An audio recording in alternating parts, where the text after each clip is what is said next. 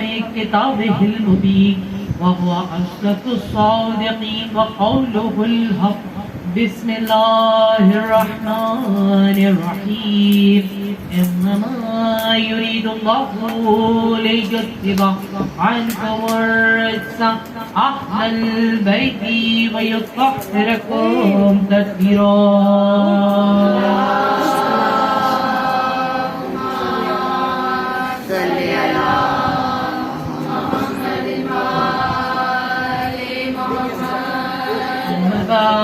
فقد قال الله تبارك وتعالى في محكم كتابه المبين بسم الله الرحمن الرحيم ويقول الذين كفروا لست مرسلا قل كفى بالله شهيدا بيني وبينكم ومن عنده علم الكتاب صلى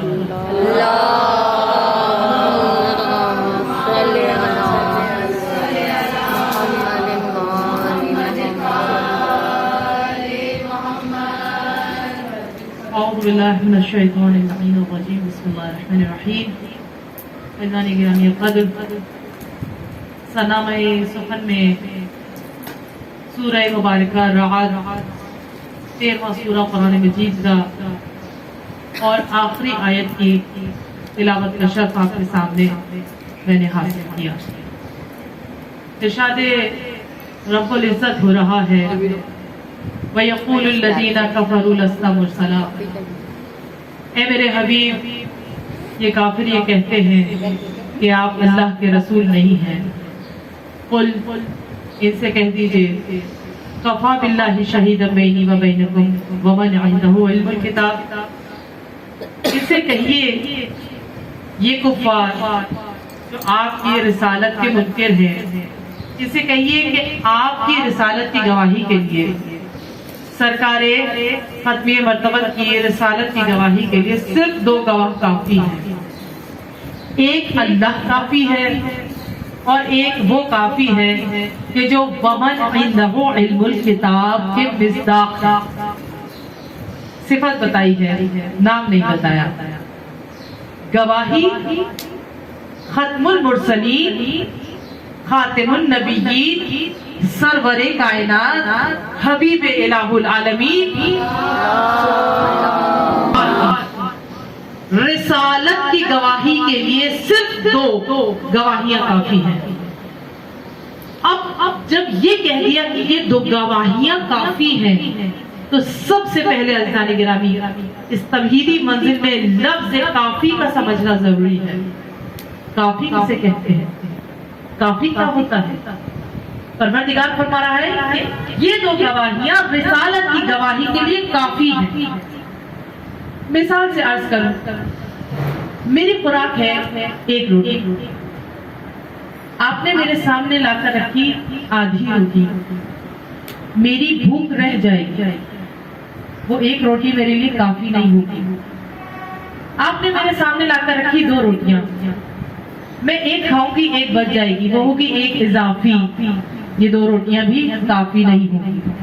پتہ چلا کہ کافی کسی بھی شے کی اس حد کو کہتے ہیں کہ جس کے ایک طرف کمی ہوتی ہے دوسری طرف اضافہ ہوتا ہے اور درمیان میں ہوتا ہے کافی. جب وہ کافی ہو جائے تو اب نہ کمی ہے نہ اضافی ہے. یہ 2 گواہیاں جن کا سورہ مبارکہ رعد میں پروردگار عالم نے ذکر فرمایا کہ اے میرے حبیب ان کفار سے کہیے کہ یہ آپ کو رسول نہیں مانتے نہ مانے. آپ کی رسالت کے 2 گواہ کافی ہیں. ایک اللہ کافی ہے اور دوسرا وہ کافی ہے کہ جس کے پاس پوری کتاب کا علم ہے. یہ گواہی کافی ہے. کافی کے معنی یہ ہے کہ اب پوری کائنات بھی اگر ختمی مرتبہ کی رسالت کی منکر ہو جائے تو آپ کی رسالت پر کوئی فرق نہیں پڑتا. اس لیے کہ گواہیاں کافی ہیں. گواہیاں کافی ہے. اب یہ جو کافی گواہیاں ہیں یہ کس کی گواہیاں ہیں؟ ایک گواہی ہے اللہ کی. دوسری گواہی اس کی ہے کہ جو ومن عنده علم الکتاب ہے. شریعت یہ کہتی ہے، اور صرف شریعت ہی نہیں کہتی، دستور زمانہ بھی یہی ہے، جو ایک گواہ کا معیار ہو دوسرے گواہ کا معیار بھی وہی ہونا چاہیے۔ ایک گواہ کا جو اسٹینڈرڈ ہے وہی دوسرے گواہ کا اسٹینڈرڈ ہونا چاہیے، دونوں گواہ ایک ہی معیار پہ ہونے چاہیے۔ قرآن کہہ رہا ہے کہ رسول کی رسالت کے دو گواہ ہیں، ایک گواہ اللہ ہے، دوسرا وہ ہے جو ومن عنده علم الکتاب ہے۔ ایک گواہ اللہ ہے، دوسرا گواہ اللہ نہیں ہو سکتا، دوسرا گواہ خدا نہیں ہو سکتا، ایک گواہ خدا ہے، وہ وحدہ لا شریک ہے، اس کے جیسا کوئی نہیں ہے، اس کے مثل کوئی نہیں ہے، لیس کمثلہ شیء، اس کی مثل کوئی شے ہے ہی نہیں۔ تو اب ایک گواہ تو اللہ ہے، ایک گواہ اگر خدا ہے تو پھر دوسرے گواہ کا معیار کیا ہوگا؟ دوسرا گواہ خدا نہیں ہو سکتا، لیکن کم از کم وہ ایسا تو ہو کہ بندوں کو گمان ہو جائے کہ یہی خدا ہے۔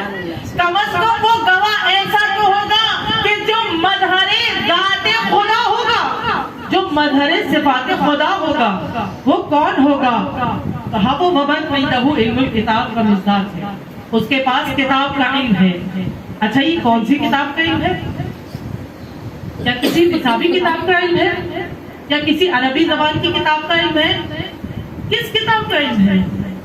ارشاد ہوا الکتاب ومن عنده علم الکتاب، الف اور لام کے ساتھ استغراق موجود ہے، یعنی ایک پرٹیکولر ناؤن ہے، کوئی خاص کتاب ہے جس کتاب کا علم ہے۔ اچھا تو یہ خاص کتاب کون سی کتاب ہے؟ جس کا علم رسول کی رسالت کے اس گواہ کے پاس ہے کہ جس کی رسالت، جو رسالت کی گواہی کے لیے خدا کے ساتھ موجود ہے، جو رسالت کی گواہی کے لیے اس مقام پر موجود ہے کہ جہاں خدا گواہی دے رہا ہے وہاں وہ گواہی دے رہا ہے، اس کے پاس کس کتاب کا علم ہے؟ فرمایا کہ الکتاب کا علم ہے۔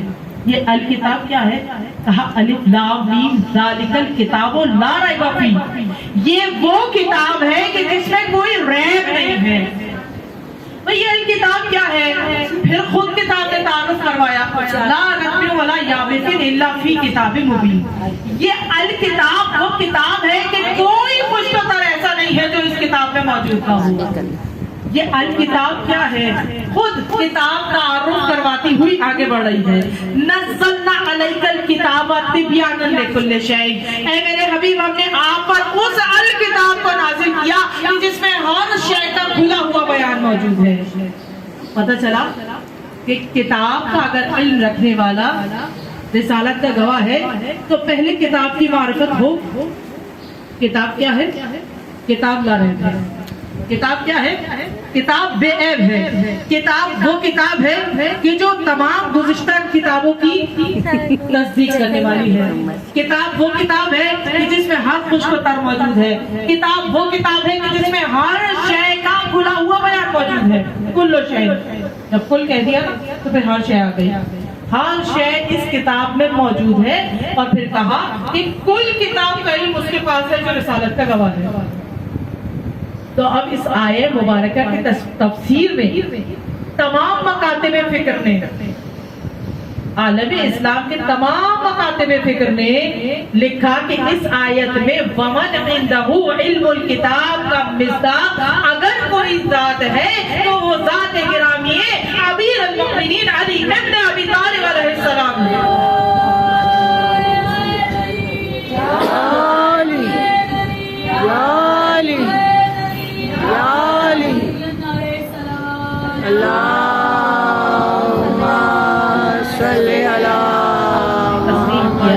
کہ یہ آیہ مبارکہ مولا کائنات کی شان میں نازل ہوئی اور رسالت کا وہ گواہ کہ جو خدا کے ساتھ پیغمبر ختمی مرتبت کی رسالت کی گواہی دے رہا ہے وہ کوئی اور نہیں، وہ میرا اور آپ کا مولا ہے۔ اور جب مولا کائنات سے سوال کیا گیا، یا علی، چاہنے والا سوال کر رہا ہے، یا علی اتنے فضائل ہیں آپ کے، بے شمار فضائل ہیں نا مولا کے، تو سرکار فرما کر گئے کہ اگر تمام سمندر اور دریا سیاہی بن جائیں، تمام دنیا کے درخت قلم بن جائیں اور تمام چیزیں مل کر چاہے کہ علی کے فضائل کو احاطہ تحریر میں لانا چاہیں تو نہیں لا سکتے، اتنے فضائل ہیں۔ تو پوچھنے والے نے, چاہنے والے نے پوچھا یا امیر المومنین اتنے بے شمار فضائل ہیں, مگر وہ کون سی ایسی فضیلت ہے جو آپ کو سب سے زیادہ پسند ہے؟ آپ کے وہ کون سے فضائل ہیں جو آپ کو سب سے زیادہ پسند ہے؟ جانتے ہیں ساری گرامی, مولا نے یہ نہیں فرمایا کہ میری سب سے بڑی فضیلت یہ ہے کہ پروردگار عالم نے مجھے بیت اللہ میں پیدا کیا, میرے لیے دیوار کعبہ میں شگاف ہو گیا. مولا نے یہ نہیں فرمایا کہ میں وہ ہوں کہ جس نے زبان رسالت کو چوز کر پرورش حاصل کی, میری فضیلت یہ ہے کہ میں نے آغوش رسالت سے پرورش پائی. مولا نے یہ بھی نہیں فرمایا کہ میری فضیلت یہ ہے کہ میں شب ہجرت رسول کے بستر پر سویا. مولا نے یہ بھی نہیں فرمایا کہ میری سب سے بڑی فضیلت یہ ہے, میری سب سے بڑی فضیلت یہ ہے کہ پیغمبر نے اپنی اکلوتی بیٹی کی شادی مجھ سے کی ہے. مولا نے یہ بھی نہیں فرمایا کہ میرا سب سے بڑا فضائل یہ ہے کہ میں حسن و حسین کا باپ ہوں کہ جو سید شباب اہل الجنہ ہے. مولا نے یہ نہیں فرمایا کہ میں سیدۃ النساء العالمین کا شوہر ہوں, میری سب سے بڑی فضیلت یہ ہے. مولا نے یہ بھی نہیں فرمایا کہ میری سب سے بڑی فضیلت یہ ہے کہ میں فاتح بدر و احد و خیبر و خندق ہوں. مولا نے یہ بھی نہیں فرمایا کہ میری سب سے بڑی فضیلت یہ ہے کہ میں سب سے پہلے رسول کی نبوت و رسالت کی تصدیق کرنے والا ہوں. مولا نے یہ بھی نہیں فرمایا کہ میں ہی وہ ہوں کہ جس کے لیے پیغمبر نے فرمایا ہے یا علی انت منی وانا منکا. میرے مولا نے یہ بھی نہیں فرمایا کہ میری سب سے بڑی فضیلت یہ ہے کہ پیغمبر نے میرے لیے فرمایا یا علی آپ کو مجھ سے وہی نسبت ہے, یا علی انت منی بمنزلۃ الہارون من موسیٰ الا انہ لا نبی بعدی. یا علی آپ کو مجھ سے وہی نسبت ہے جو ہارون کو موسیٰ سے تھی مگر یہ کہ میرے بعد کوئی نبی نہیں آئے گا. مولا نے یہ بھی نہیں فرمایا کہ میری سب سے بڑی فضیلت یہ ہے کہ میں فاتح خیبر ہوں اور خیبر کے دن پیغمبر نے اپنا علم میرے حوالے کیا اور میرے لیے فرمایا کہ میں ہی وہ ہوں جو غیر فرار ہے, اور میں ہی وہ ہوں کہ جو یحب اللہ و رسول بھی ہے اور یحب اللہ و رسول کی مصداق بھی ہے. مولا نے یہ نہیں فرمایا کہ میری سب سے بڑی فضیلت یہ ہے کہ میں ہی ناصر رسول ہوں, میں ہی شاہد رسول ہوں. مولا نے یہ بھی نہیں فرمایا کہ میری سب سے بڑی فضیلت یہ ہے کہ پیغمبر نے میرے لیے ارشاد فرمایا کہ یا علی انت اخی و وصی فی الدنیا والآخرہ. یا علی آپ ہی میرے دنیا میں بھی بھائی ہیں, میرے دنیا میں بھی وصی ہے, آخرت میں بھی ہے, میں ہی وہ ہوں. یہ نہیں فرمایا مولا نے کہ سب سے بڑی فضیلت یہ ہے کہ پیغمبر نے میرے لیے فرمایا کہ یا علی انت صراط مستقیم. میرے لیے یہ فرمایا کہ یا انت علی, یا علی آپ ہی نوال عظیم ہے. میرے لیے یہ فرمایا کہ یا علی آپ ہی قیامت کے روز میرے لوائے ہم کو اٹھانے والے ہیں. اتنی فضیلتیں, اتنی فضیلتیں, اللہ اکبر, کتنے فضائل مولا کے. پیغمبر نے فرمایا یا علی جی چاہتا ہے کہ آج آپ کے وہ فضائل بیان کریں, لیکن روک لیا خود کو کہ اگر وہ فضائل بیان کر دوں تو لوگ آپ کے گھوڑے کے سموں سے لپٹی ہوئی خاک بھی اٹھا کر لے جائیں. اللہ اکبر. چاہتا ہے جی کہ آج وہ فضائل بیان کروں, لیکن نہیں بیان کروں گا اس لیے کہ اگر بیان کر دیے تو آپ کے گھوڑے کے سموں سے لگی ہوئی خاک بھی اٹھا کر لے جائیں گے. اچھا, یہ گھوڑے کے سموں سے لپٹی ہوئی خاک کا مقصد کیا تھا؟ غور کیجیے گا, رسول اگر فرما رہے ہیں نا وما ينطق عن الهوى ان هو الا وحی یوحی کے مصداق ہے میرا نبی, بغیر وحی الہی کے گفتگو نہیں کرتا. تو اگر سرکار فرما رہے ہیں, اگر آقا نے فرما دیا کہ آج وہ فضائل بیان کر دوں کہ اگر سن لیں لوگ تو آپ کے گھوڑے کی سموں کی خاک بھی اٹھا کر لے جائیں, تو پھر عبث نہیں ہے, کوئی نہ کوئی تو بات ہے اس کے پیچھے, کوئی نہ کوئی تو راز ہے. بھائی راز کیا ہے؟ تاریخ میں پڑھیے جا کے قصص الانبیاء کو اٹھا کر. حضرت موسیٰ علیہ السلام نے جب دریائے نیل کو عبور کیا, دریائے نیل میں راستہ بنا اور لشکر گزرا حضرت موسیٰ کا پورا بنی اسرائیل کے ساتھ, تو قصص الانبیاء میں یہ واقعہ لکھا ہے کہ حضرت جبریل امین علیہ السلام حضرت موسیٰ کے لشکر کے ساتھ تھے اور بشر کی صورت میں تھے اور ایک گھوڑے پر سوار تھے. تو جس گھوڑے پر سوار تھے سامری جو جادوگر تھا, اس نے دیکھا کہ اس گھوڑے کے سموں میں جو خاک لگ رہی ہے, جہاں جہاں وہ گھوڑا پاؤں رکھتا ہے, اس گھوڑے کے ٹانپوں کے نیچے, اس کے پیروں کے نیچے جو خاک آتی ہے وہ خاک چمکنے لگتی ہے, پگلو کرنے لگتی ہے. اس نے کیا کیا, سامری نے کیا کیا, جلدی سے جہاں جہاں وہ گھوڑا پاؤں مارتا تھا وہاں سے اس مٹی کو اٹھا کر وہ ایک تھیلی میں جمع کر لیتا تھا.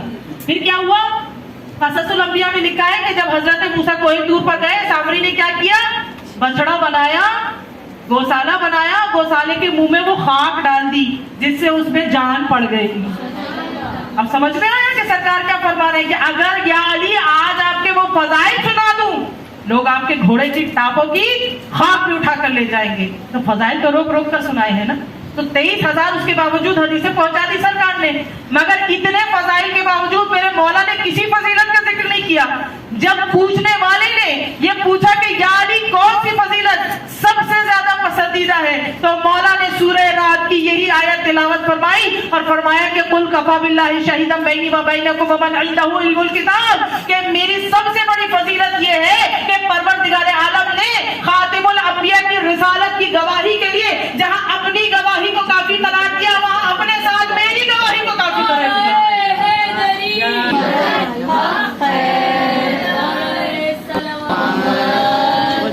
تو پوری کتاب کا علم ہے, اور کتاب وہ ہے جس میں سب کچھ ہے, ہر خوش کو تر ہے. تبیان لکل شیء لا رتب ولا یابس الا فی کتاب مبین, ہر خوش کو تر اس کتاب میں موجود ہے, کچھ اس کتاب سے باہر نہیں ہے. تو جب کتاب کا پورا علم ہے تبھی تو دعویٰ کیا ہے سلونی سلونی قبل ان تفتونی, پوچھ لو قبل اس کے کہ تم مجھے کھودو. اور کیا پوچھ لو, یہ نہیں فرمایا کہ صرف قرآن پوچھ لو, قرآن کی کوئی آیت پوچھو, میں بتاؤں تنزیل کیا ہے, تفسیر کیا ہے, تعویل کیا ہے, میں بتاؤں گا. کہاں نازل ہوئی, بحر میں نازل ہوئی, سفر میں نازل ہوئی, گھر میں نازل ہوئی, میدان میں نازل ہوئی, میں بتاؤں گا کہ چوتھے آسمان پہ نازل ہوئی, کہاں نازل ہوئی. صرف یہ نہیں فرمایا مولا نے کہ مجھ سے پوچھو میں بتلاؤں گا, چاہے مجھ سے زمین کے راستوں کے بارے میں پوچھو, چاہے مجھ سے آسمان کے بارے میں پوچھو, میں زمین کے راستوں سے بہتر آسمان کے راستوں کو جانتا ہوں. زمین کے راستوں سے زیادہ آسمان کے راستوں کو جانتا ہوں. راستے وہاں کے زیادہ بہتر معلوم ہوتے ہیں جہاں انسان رہتا زیادہ ہے. علی فرما رہے ہیں میں آسمان کے راستوں کو زیادہ بہتر جانتا ہوں. 1400 برس پہلے کون جانتا تھا کہ آسمان میں بھی راستے موجود ہیں؟ یہ تو آج کا انسان جانتا ہے نا کہ آسمان میں راستے موجود ہیں, ٹریک بنے ہوئے ہیں, روٹس بنے ہوئے ہیں. اگر روٹس نہ ہو تو یہ فلائٹس نہ جائیں, یہ ہوائی جہاز پرواز نہ کریں. پتہ چلا کہ آسمان میں راستے بھی ہیں. آج ایرو اسپیس کے جاننے والے جانتے ہیں کہ اس ہوا میں, اس اسپیس میں, اس آسمان میں کتنے راستے ہیں. یہاں گڑھے موجود ہیں, یہاں چوراہے موجود ہیں, یہاں روٹس بنے ہوئے ہیں. باقاعدہ جہاں سے جہاز پرواز کرتے ہیں, چلتے ہیں, مڑتے ہیں, ٹرننگ آتی ہیں, چوراہے آتے ہیں. آج کا انسان جانتا ہے. 1400 برس پہلے علی بتلا رہے تھے کوفے کے منبر سے میں زمین کے راستوں سے بہتر آسمان کے راستوں کو جانتا ہوں. اور فقط اتنا نہیں فرمایا, مولا نے فرمایا کہ اگر میرے سامنے مسند علم کو بچھا دیا جائے, توریت والے توریت لے کر آئے, زبور والے زبور لے کر آئے, انجیل والے انجیل لے کر آئے, اور قرآن والے قرآن لے کر آئے, ہر کتاب کے ماننے والے کا فیصلہ اس کی اپنی زبان سے اس انداز میں دوں گا کہ وہ مطمئن ہو کر اٹھے گا. اچھا, قرآن تو کہہ رہا ہے یا علی آپ کے پاس کتاب کا علم ہے, یعنی قرآن کا علم ہے, مگر آپ فرما رہے ہیں کہ صرف قرآن کا علم نہیں ہے, توریت کا بھی ہے, زبور کا بھی ہے, انجیل کا بھی ہے, قرآن کا بھی علم ہے. یا علی یہ توریت, زبور, انجیل, یہ ان کا علم کب آیا؟ یہ ان کتابوں کا علم آپ کے پاس کب آیا؟ تو اگر میری گناہگار سماعت میں وہ طاقت آ جائے کہ میں جواب مولا کو سن سکوں, تو بخدا جواب مولا یہی ہوگا کہ اگر جاننا ہے کہ توریت, زبور, انجیل کا علم کہاں سے آیا, تو آؤ ذرا بیت اللہ میں آ جاؤ 15 رجب اور 30 عام الفیل, کہ جہاں 3 دن کے علی دستے رسالت پر تھے, اور دستے رسالت پر جب آئے 3 دن سے آنکھیں تو نہیں کھولی تھی, لیکن جیسے ہی لب سے ید مصطفیٰ کو محسوس کیا, ایک مرتبہ اپنی آنکھوں کو کھولا اور چہرہ رسالت کی زیارت کی. جیسے ہی چہرہ رسالت کی زیارت کی اور سرکار نے یہ دیکھا کہ وہ علی کے جس نے 3 دن سے آنکھوں کو نہیں کھولا تھا, دستے رسالت کی گرمی کو محسوس کرتے ہی اپنی آنکھوں کو کھول کر چہرہ رسول کی زیارت کی, مولا رسول اللہ نے فرمایا کہ یا علی آپ نے اپنی نگاہوں کو مجھ سے مخصوص کیا, میں نے اپنے علم کو آپ سے مخصوص کیا. اور یہ کہہ کر رسول نے اپنی لسان صدق و طہارت کو ایک مرتبہ دہن علی میں دے دیا. بچے نے جب دہن میں محسوس کیا لسان رسالت کو, ایک مرتبہ زبان رسالت کو چوسنا شروع کیا. کچھ دیر تک لسان सिद्क व तहारत को चूसते रहे, लिसाने वही को चूसते रहे। और एक मर्तबा जब हबीब इलाहुल आलमीन ने अपनी जबान को दहने अली से बाहर निकाला तो फौरन ही अली कहने लगे, कहिए या रसूल अल्लाह, तौरात सुनाऊं, जबूर सुनाऊं, इंजील सुनाऊं या कुरान सुनाऊं? भाई ये लौबे पैगंबर का असर था जो अली के सीने में तौरात भी उतर आई, जबूर भी उतर आई, इंजील भी उतर आई और नुज़ूल कुरान से पहले कुरान भी उतर आया।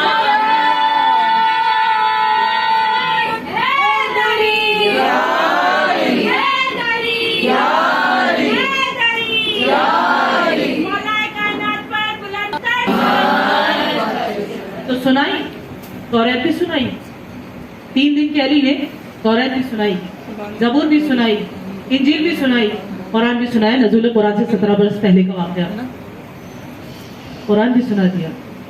तो अब सुनाया और सरकार ने तस्दीक की, या अली तौरात को मूसा से बेहतर पढ़ा, जबूर को दाऊद से बेहतर पढ़ा, इंजील को ईसा से बेहतर पढ़ा और कुरान ऐसे ही पढ़ा जैसे मैं मोहम्मद पढ़ता हूँ। लोगों को ताज्जुब है, कैसे पढ़ा?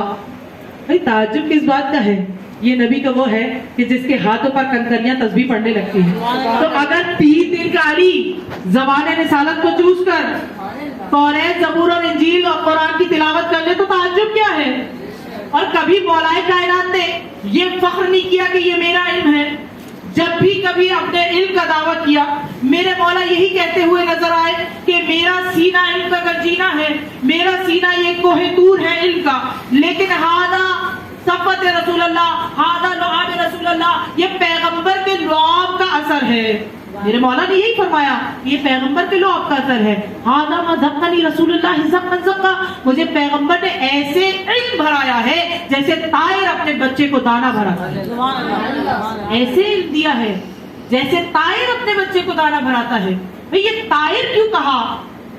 मौला फरमा रहे हैं, ऐसे पैगंबर ने मुझे इल्म दिया है जैसे एक परिंदा अपने बच्चे को दाना भराता है। ये नहीं कहा मौला ने कि पैगंबर ने मुझे ऐसे इल्म दिया है जैसे माँ शीर ख्वार को दूध पिलाती है। फर्क है। फर्क क्या है? उलमा ने तहकीक की, कभी मौला ने ये क्यों नहीं फरमाया कि पैगंबर ने मुझे ऐसे इल्म दिया है जैसे माँ अपने बच्चे को दूध पिलाती है। जब तहकीक की तो पता ये चला कि माँ जो ग़िज़ा हासिल करती है वो तब्दीली के मराहिल से गुजरता है और तब वो शीर में तब्दील होता है, तब वो शीर बच्चे में मुंतकिल होता है। तब्दीलियां आती हैं, उसके बाद वो ग़िज़ा जो माँ के पास आती है तब्दीलियों से गुजर कर दूध बनता है और फिर रहने शीर ख्वार में मुंतकिल होता है।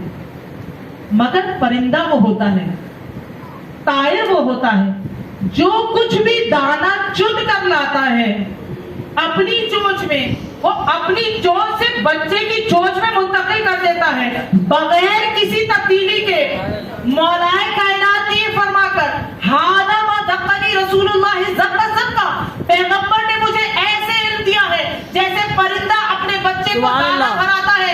यानी जो कुछ भी इल्म लदुन्नी, जो कुछ भी इल्म कुरान, जो कुछ भी गुज़िश्ता किताबों का इल्म, जो कुछ भी इल्म रिसालत, जो कुछ भी इल्म गैब पैगंबर के पास था, बगैर किसी ज़ेर ज़बर पेश की तब्दीली के और बगैर किसी हुर्फ की तब्दीली के पैगंबर ने मेरे सीने में मुंतकिल किया है। अपनी लिसाने मुबारक के जरिए, अपने लुआब दहन के जरिए मेरे सीने को कोहे तूर कर दिया इल्म का। और जब इतना इल्म अली के सीने में आ गया तो मौला ने दावा सलूनी किया। लेकिन याद रखिएगा, ये दावा सलूनी मौला ने कभी पैगंबर की जिंदगी में नहीं किया, इसलिए कि मौलाए कायनात एहतराम रिसालत जानते हैं, एहतराम नबूवत जानते हैं। उस्ताद के सामने शागिर्द गुफ्तगू करते हुए अच्छे नहीं लगते, ये अदब का तकाज़ा है।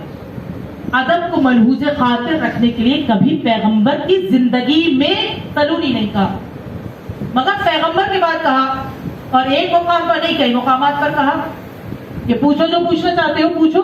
और जब ये फरमाया कि तौरात वाले तौरात लाए, जबूर वाले जबूर लाए, इंजील वाले इंजील और कुरान वाले कुरान, तो एक मर्तबा ये गुफ्तगू मौला की ये दावा पहुंचा साहिबाने किताब तक اور یہودیوں نے یہ طے کیا کہ بہت بڑا دعویٰ علم ہے.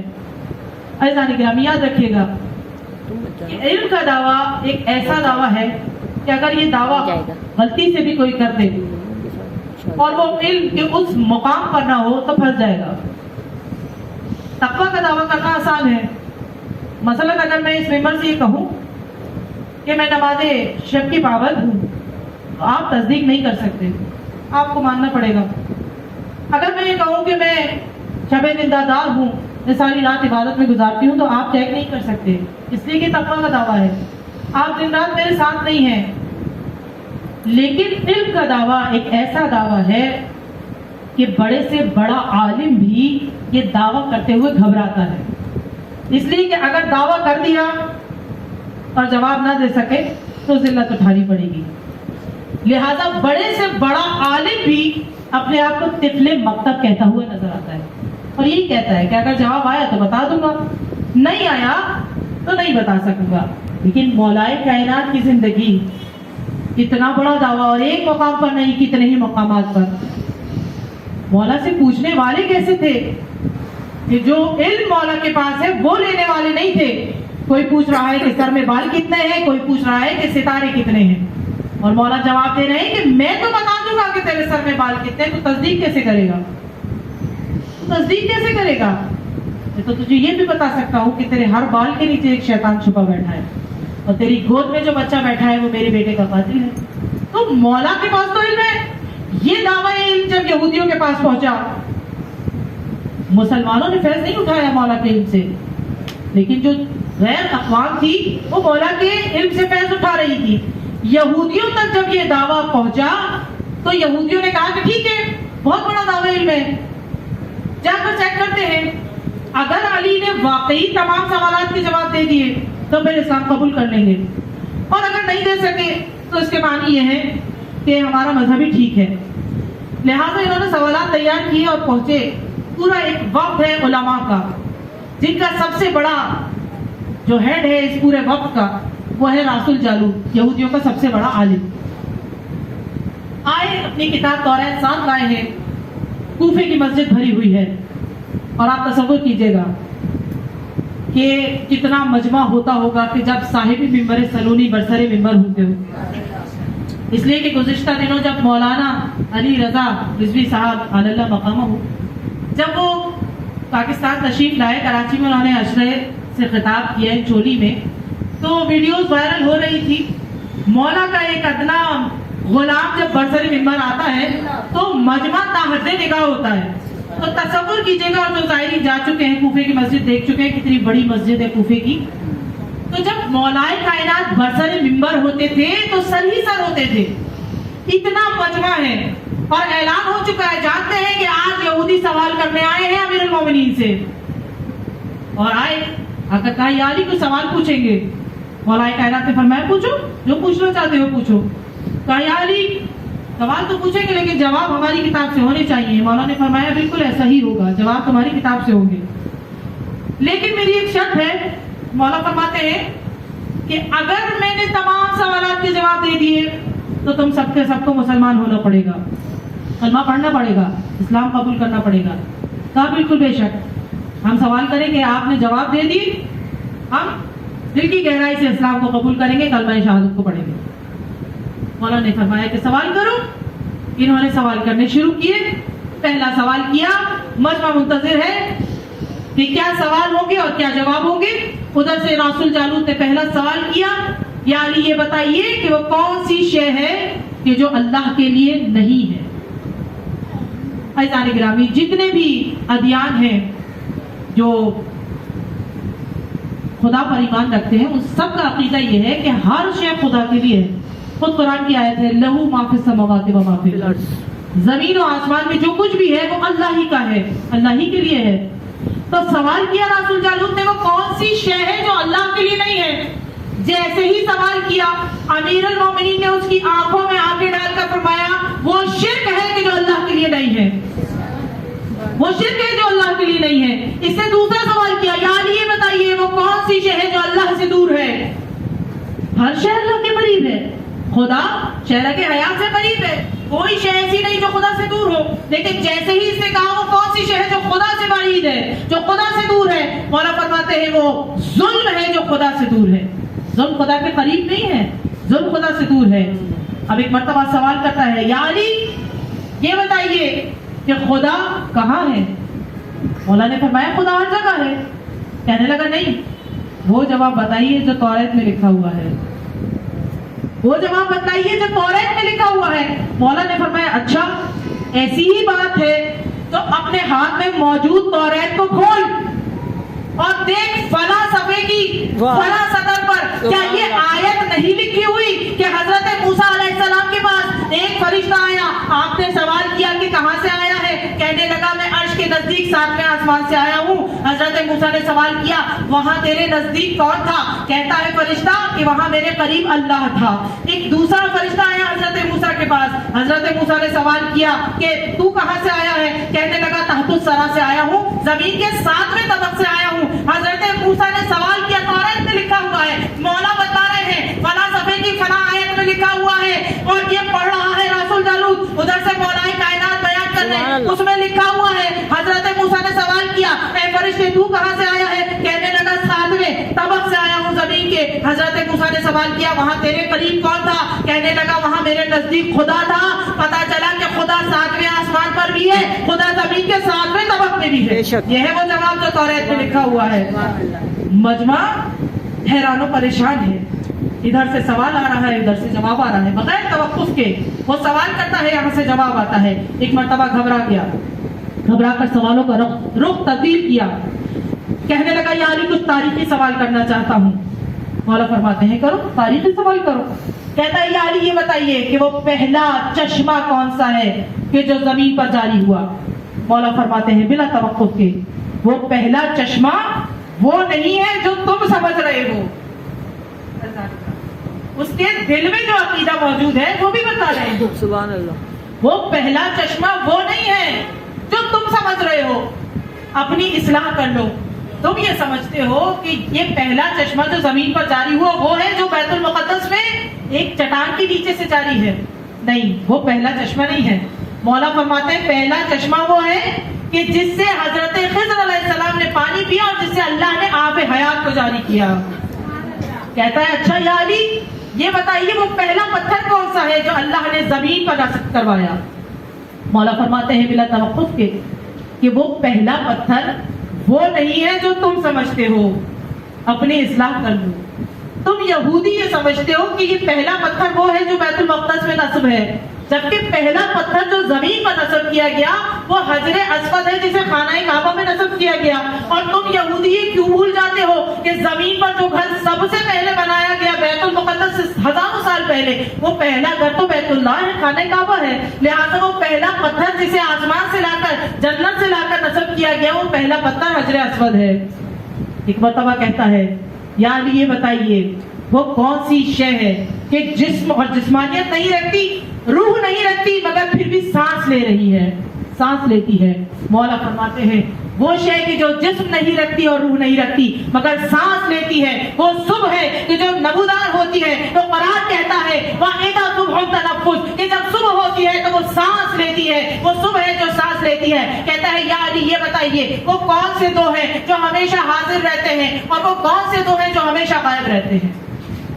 بلا توقف کے رسول جالوت کی نگاہوں سے نگاہیں ملا کر مولا فرماتے ہیں وہ دو حاضر جو ہمیشہ نظروں کے سامنے رہتے ہیں وہ زمین اور آسمان ہے جو کبھی غائب نہیں ہوتے، اور وہ دو جو ہمیشہ غائب رہتے ہیں وہ حیات اور موت ہے، زندگی اور موت ہے، جو ہمیشہ نگاہوں سے غائب رہتے ہیں۔ تمہیں معلوم بھی نہیں ہوتا کب زندگی آتی ہے اور کب موت آتی ہے۔ واہ واہ سبحان اللہ۔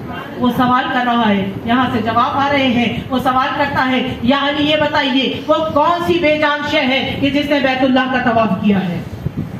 بیت اللہ کا طواف تو جی حیات کرتے ہیں نا، جی روح کرتے ہیں، مگر وہ کون سی شے ہے جو زندہ نہیں ہے، بے جان ہے، لیکن اس نے بیت اللہ کا طواف کیا ہے؟ مولا فرماتے ہیں کہ وہ کشتی نوح ہے کہ جب طوفان نوح آیا اور حضرت نوح اپنے مومنین کے ساتھ اس مقام پر پہنچے کہ جہاں خانہ کعبہ ہے تو کشتی نوح نے 7 مرتبہ خانہ کعبہ کا طواف کیا۔ بس وہ بے جان شے کہ جس نے خانہ کعبہ کا طواف کیا وہ کشتی نوح ہے۔ یہ سوال کرتا جا رہا ہے، ادھر سے جواب آتے جا رہے ہیں اور مجمع حیران و پریشان ہے کہ کیسے کیسے سوال ہے، اور ایک لمحہ نہیں لگتا، ادھر سے سوال آتا ہے ادھر سے جواب آتا ہے۔ وہ کہتا ہے یا علی یہ بتائیے وہ کون سی شے ہے کہ جس کا خالق خود پروردگار عالم ہے، لیکن اس کے بارے میں خود خدا سوال کر رہا ہے کہ یہ کیا ہے؟ مولا فرماتے ہیں کہ وہ عصائے موسیٰ ہے، کہ جس کے لیے قرآن میں سورہ طٰہٰ میں ارشاد ہوا کہ جب کوہ طور پر موسیٰ پہنچے تو پروردگار عالم نے سوال کیا موسیٰ تمہارے ہاتھ میں کیا ہے؟ عصائے موسیٰ کا خالق پروردگار عالم مگر خود پوچھ رہا ہے موسیٰ تمہارے ہاتھ میں کیا ہے؟ یہ سوال کرتا جا رہا ہے، جواب ملتے جا رہے ہیں۔ کہتا ہے یا علی یہ بتائیے وہ کون سا مقام ہے کہ جہاں پر صرف ایک مرتبہ سورج کی کرنیں پڑی، اس کے نہ اس سے پہلے کبھی پڑی نہ اس کے بعد کبھی پڑی؟ مولا فرماتے ہیں وہ مقام ہے کہ جہاں حضرت موسیٰ علیہ السلام نے دریائے نیل پر عصا کو مارا اور عصا سے دریائے نیل میں راستہ بنا، حضرت موسیٰ نے بنی اسرائیل کے ساتھ اس دریائے نیل کی گہرائی کو عبور کیا۔ بس وہ خشکی کا وہ مقام، دریائے نیل کی وہ تہ کا مقام کہ جہاں پر صرف اس وقت روشنی پڑی، سورج کی کرنیں صرف اس وقت پڑی کہ جب حضرت موسیٰ اپنے لشکر کے ساتھ گزر رہے تھے، اس کے بعد دریائے نیل کی لہریں واپس مل گئی، نہ اس سے پہلے کبھی سورج کی کرنیں دریائے نیل کی تہ تک پہنچی تھی نہ اس کے بعد کبھی پہنچی۔ یہ سوال کیے جا رہا ہے۔ ایک مرتبہ مجمع واہ واہ اور سبحان اللہ کہہ رہا ہے، مبہوت ہے لوگ اور مولا کائنات کے علم کا اظہار ہو رہا ہے۔ اب یہ یہودی علماء کا جو وقت ہے یقینی طور پر یہ دل سے اسلام قبول کرنے کے لیے آمادہ ہو چکے ہیں، اس لیے کہ مولا کائنات کے علم کا اظہار دیکھ رہے ہیں کہ وسیع رسول کا مقام کیا ہے تو رسول کا مقام کیا ہوگا۔ جب ان کے علم کا عالم یہ ہے، جب شاگرد کے علم کا عالم یہ ہے تو استاد کے علم کا عالم کیا ہوگا۔ بس ایک مرتبہ دل تو جھکتا جا رہا ہے اسلام کی طرف، مگر ایک مرتبہ کہتا ہے یا علی کچھ سوالات اور ہیں، ان سوالات کے جواب دے دیجئے، اگر آپ نے ان سوالات کے جواب دے دیے تو میں اسلام قبول کر لوں گا۔ مولا فرماتے ہیں پوچھ جو پوچھنا چاہتا ہے۔ مرتبہ سوال کرتا ہے یا علی یہ بتائیے کہ وہ ایک کیا ہے کہ جس کا دوسرا کوئی نہیں ہے؟ فرمایا وہ ایک اللہ ہے جس کا دوسرا کوئی نہیں ہے۔ کہا یہ بتائیے کہ وہ دو کیا ہیں جن کا تیسرا کوئی نہیں ہے؟ مولا فرماتے ہیں وہ دو جن کا تیسرا کوئی نہیں وہ دن اور رات ہے جن کا تیسرا کوئی نہیں ہے۔ کہا یہ بتائیے کہ وہ تین کیا ہے جن کا چوتھا کوئی نہیں ہے؟ مولا فرماتے ہیں وہ تین لوح قلم اور کرسی ہے جن کا چوتھا کوئی نہیں ہے۔ کہا وہ چار بتائیے کہ جن کا پانچواں کوئی نہیں ہے؟ مولا فرماتے ہیں توریت، زبور، انجیل اور قرآن وہ چار آسمانی کتابیں ہیں جن کا پانچواں نہیں ہے۔ کہا وہ پانچ بتلائیے جن کا چھٹا نہیں ہے؟ مولا فرماتے ہیں وہ پانچوں نمازیں ہیں فجر، ظہر، عصر، مغرب، عشاء جن کا چھٹا نہیں ہے۔ کہا وہ چھ بتلائیے جن کا ساتواں نہیں ہے؟ مولا فرماتے ہیں وہ چھ دن ہیں کہ جن میں زمین و آسمان کی خلقت ہوئی، ان کا ساتواں نہیں ہے۔ کہا وہ سات بتلائیے جن کا آٹھواں نہیں ہے؟ مولا نے فرمایا وہ سات آسمان ہیں جن کا آٹھواں نہیں ہے۔ کہا وہ آٹھ بتلائیے جن کا نواں نہیں ہے؟ مولا فرماتے ہیں وہ آٹھ حاملان عرش فرشتے ہیں جنہوں نے عرش الہی کو اٹھایا ہوا ہے، ان کا نواں نہیں ہے۔ کہا کہ وہ نو بتلائیے کہ جن کا دسواں نہیں ہے؟ مولا فرماتے ہیں وہ قوم نوح کے وہ سردار ہیں کہ جن کا تذکرہ قرآن میں پروردگار عالم نے کیا، یہ نو بڑے سردار قوم صالح میں تھے، ان کا دسواں نہیں ہے۔ کہا وہ 10 بتلائیے جن کا 11واں نہیں ہے؟ مولا فرماتے ہیں وہ 10 روزے ہیں کہ اگر حج کے موقع پر قربانی نہ ہو تو 7 روزے حرم میں رکھنے ہیں، 3 روزے گھر آ کر رکھنے ہیں، ان کا 11واں نہیں ہے۔ یہ سوال کرتا جا رہا ہے، جواب آتے جا رہے ہیں۔ یہ کہتا ہے وہ 12 بتلائیے جن کا 13واں نہیں ہے؟ مولا فرماتے ہیں وہ 12 مہینے ہیں سال کے جن کا 13واں نہیں ہے۔ کہا وہ 14 بتلائیے جن کا 15واں نہیں ہے؟ مولا فرماتے ہیں وہ 11 ستارے اور چاند اور سورج ہے کہ جن کو حضرت یوسف نے خواب میں دیکھا تھا، ان کا 15واں نہیں ہے۔ ادھر سے سوال ہو رہے ہیں، ادھر سے جواب آ رہے ہیں بلا توقف کے۔ ایک مرتبہ حیران و پریشان ہو کر مجمع سے ایک شخص اٹھا، ایک یہودی اٹھا اور کہنے لگا یا علی بہت دیر سے دیکھ رہا ہوں، ادھر سے سوال ہوتا ہے، ادھر سے جواب آتا ہے، ادھر سے سوال ہوتا ہے، ادھر سے جواب آتا ہے، ایک لمحے کا توقف نہیں آتا۔ یا علی دنیا کا بڑے سے بڑا عالم بھی جواب دینے سے پہلے کچھ لمحے سوچ لیتا ہے، مگر یا علی آپ سوچے بغیر جواب دے دیتے ہیں، یہ کیا ماجرا ہے؟ جب یہ سوال کیا نا تو اس سوال کے جواب میں امیر المومنین نے اس سے سوال کر دیا، فرمایا تیرے ہاتھ میں انگلیاں کتنی ہیں؟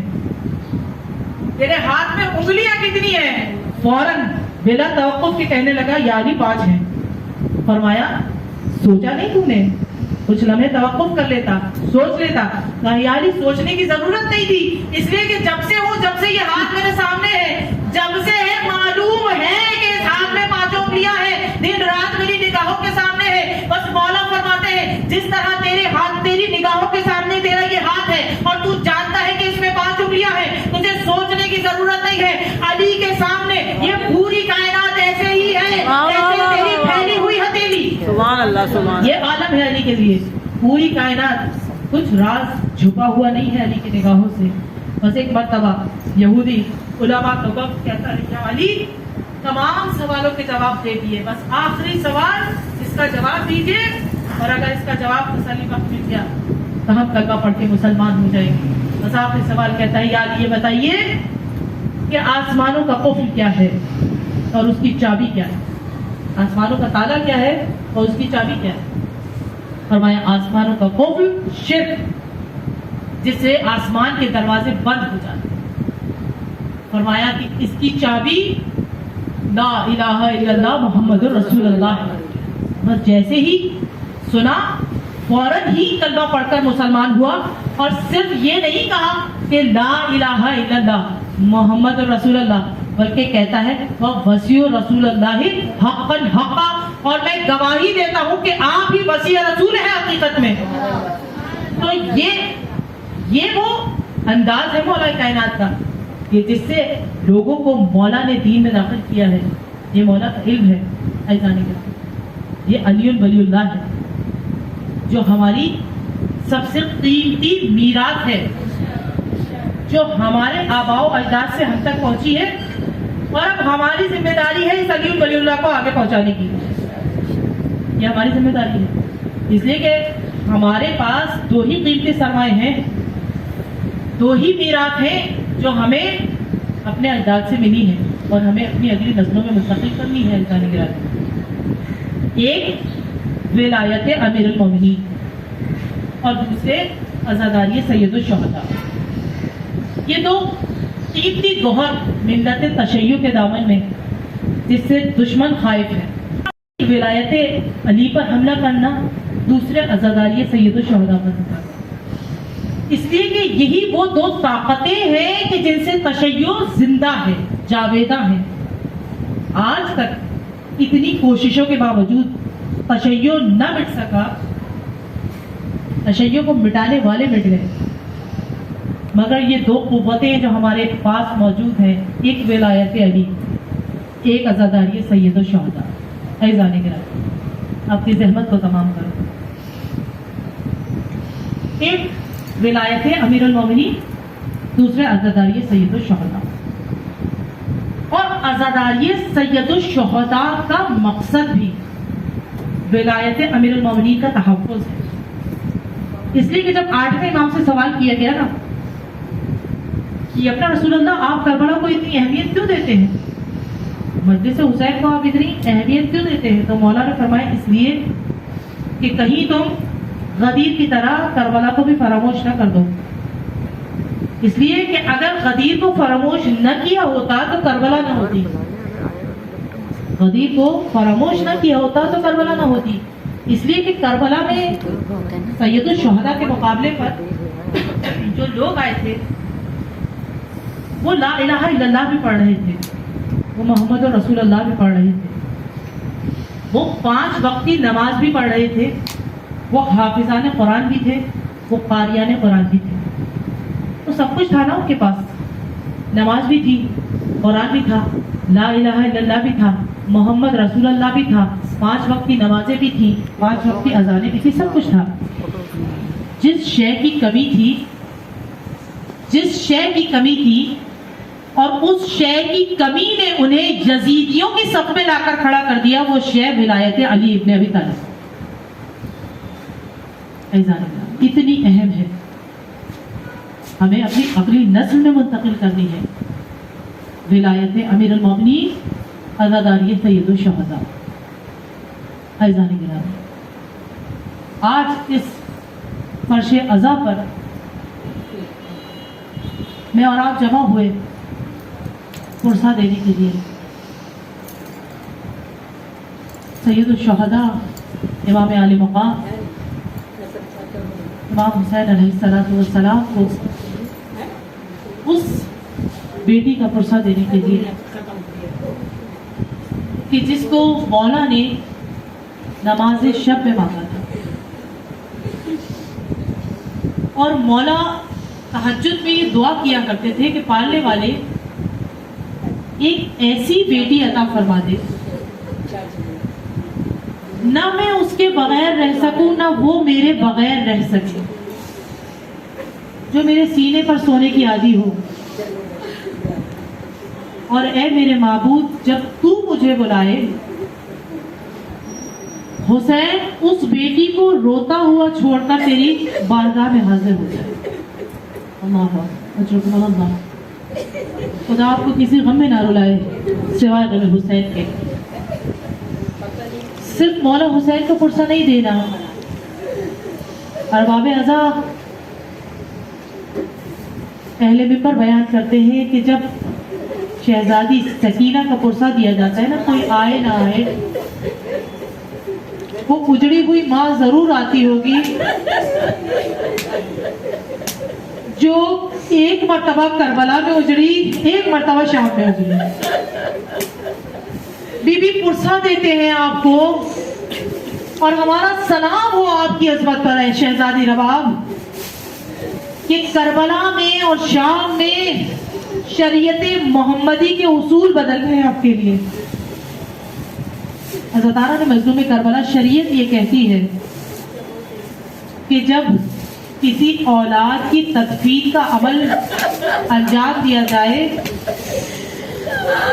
वालिदैन को सामने से हटा दिया जाए, इसलिए कि किसी भी माँ और बाप के दिल में इतनी ताकत नहीं होती कि वो अपनी औलाद को अपनी निगाहों के सामने कब्र में उतरता हुआ देखे। मेरा सलाम हो बीबी रबाब आप पर कि करबला में असरे आशूर आप अली असगर का लाशा हाथों में लिए खड़ी थी, हुसैन जुल्फ़िकार से कब्र खोद रहे थे, आपकी निगाहों के सामने हुसैन ने अली असगर को दफनाया, और शाहज़ादे शाम के अंधेरे में सैयदे सज्जाद बहन को कब्र की आगोश में उतार रहे थे, और बीवी आप देख रही थी। अजरकुम अल्लाह, खुदा किसी गम में ना रुलाए आपको सिवाय गम हुसैन के।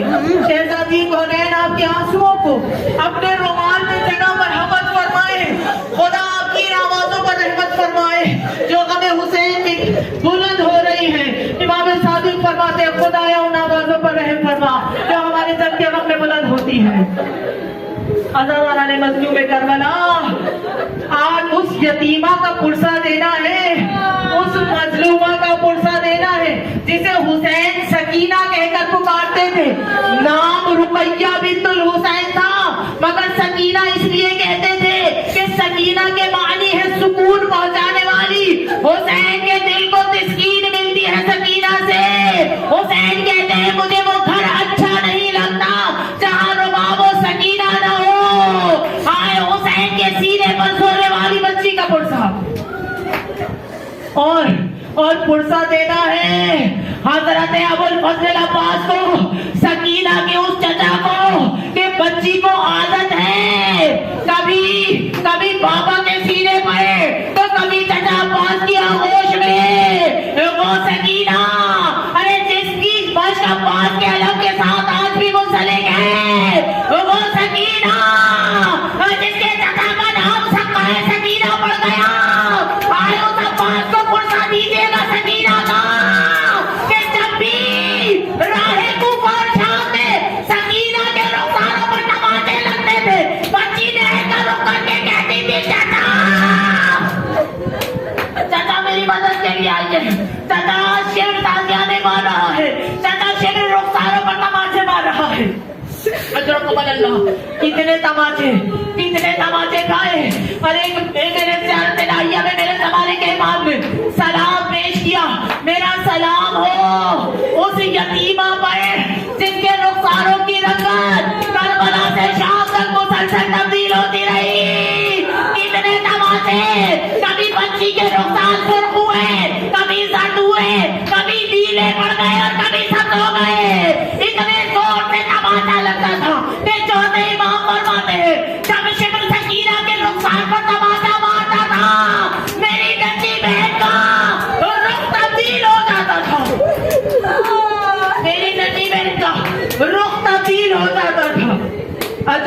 اللہ، اولاد والی مائیں موجود ہیں، اولاد والی مائیں موجود ہیں۔ عزادارہ نے مظلوم کربلا، اگر کوئی بچہ یتیم ہو، بیوہ ماں ہو، اس بیوہ ماں کے سامنے بچے کے رخسار پر کوئی تماچا مارے، ماں کے دل پر کیسی قیامت ہو سکتی ہے؟ ارے سکینہ کے رخساروں پر تماچے لگ رہے ہیں، ادھر دو بیٹے کا منظر حسین، ادھر حسین امر رمان دیکھ رہی ہے۔ حضرت اللہ، بچی تماچے کھاتی رہی، بچی چینیاں کھاتی رہی، بچی تازیاں کھاتی رہی، یہاں تک کہ زندان شام میں پہنچ گئی۔ عزادارہ نے مظلوم کربلا، 3 روایتیں ہیں شہزادی سکینہ کی شہادت کی، صرف ایک روایت آپ کے سامنے بیان کروں گی، لیکن اس شہادت کی روایت سے پہلے ایک واقعہ اور سن لیجئے گا کہ جو سید ابراہیم دمشقی کے ساتھ پیش آیا، بزرگ عالم دین دمشق کے شام کے بزرگ عالم دین اور آیت اللہ محسن الحکیم نے اپنی کتاب آیان الشیعہ میں اس واقعے کو لکھا کہ سید ابراہیم دمشقی بزرگ عالم دین تھے دمشق کے، جن کی 4 بیٹیاں تھیں۔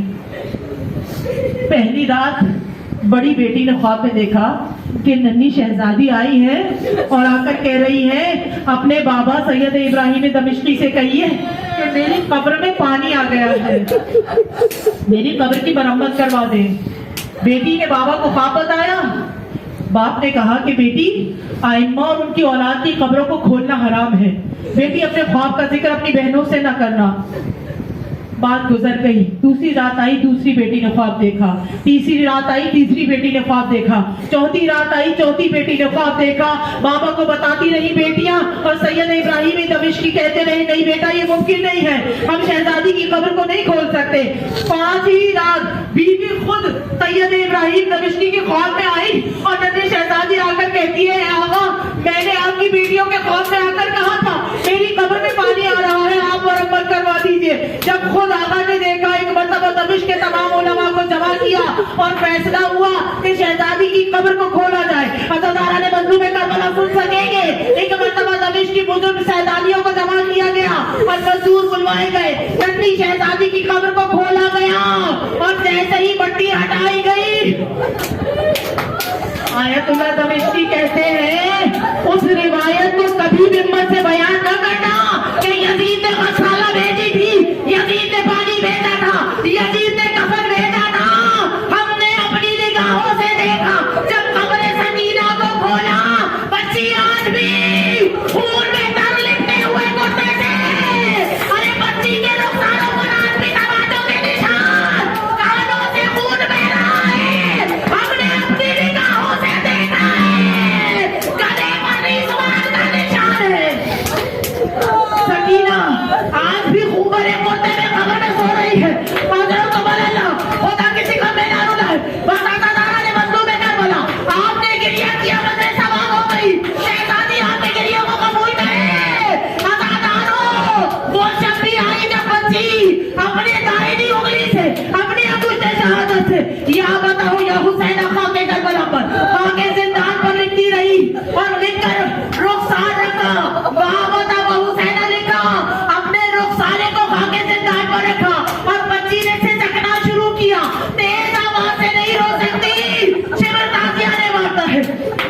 بچی نے سسک سسک کر رونا شروع کیا، ارے سسکتی ہوئی بچی، سہمی ہوئی بچی، مصائب سہتی ہوئی بچی، گھڑکیاں سہتی ہوئی بچی، ایک مرتبہ زندان خاک پر وہ بچی سو گئی جسے سیرے حسین پر سونے کی عادی تھی۔ ارے جو شمع عاشور حسین سے کہہ رہی تھی نیند آئے گی جب آپ کی بو پاؤں گی بابا، میں رات کو مقتل میں چلی آؤں گی بابا۔ آئے وہ بچی زندان شام پر سر رکھ کے خاک زندان پر سر رکھ کے سو گئی، ایک مرتبہ خواب میں حسین آئے، بابا کو خواب میں دیکھا اور بچی تڑپ کر کہنے لگی بابا اب اور ستم نہیں سہے جاتے، بابا مجھے زندان سے لے چلو، بڑا اندھیرا زندان ہے، بابا بڑا دل گھبراتا ہے، روز اماں سے کہتی ہوں ایک شمع بنا دو۔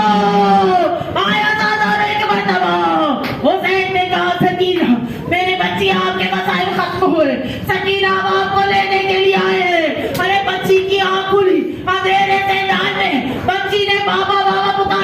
کیا, بابا بابا کی صدا تھی. ایک مرتبہ شہزادیاں کہتی ہیں میرے لال سکینہ زندان میں بابا کہا, میری بچی زندان میں بابا کہا. ارے سکینہ کو قرار نہیں آتا. بچی کہتی ہے پھوپھی اماں ابھی میرے بابا زندان میں آئے تھے, میرے بابا کے ہمراہ میرے چچا عباس بھی تھے, میرے بھیا علی اکبر بھی آئے تھے, اور وہ کہہ رہے تھے سکینہ ہم تمہیں لینے کے لیے آئے ہیں.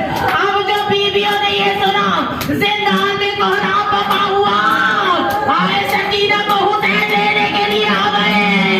ارے کوہرام اتنا بڑا آوازیں مہر یزید تک پہنچی. ایک مرتبہ سر حسین بھیجا گیا.